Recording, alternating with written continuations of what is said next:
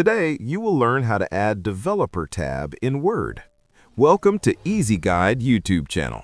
By default, the Developer tab is hidden in Microsoft Word, but don't worry, you can enable it in just a few clicks. First, open Microsoft Word.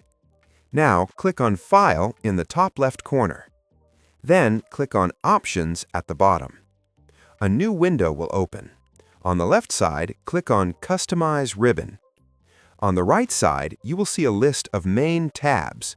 Find Developer in the list. Simply check the box next to Developer. Now, click OK. That's it. You will now see the Developer tab at the top of Word.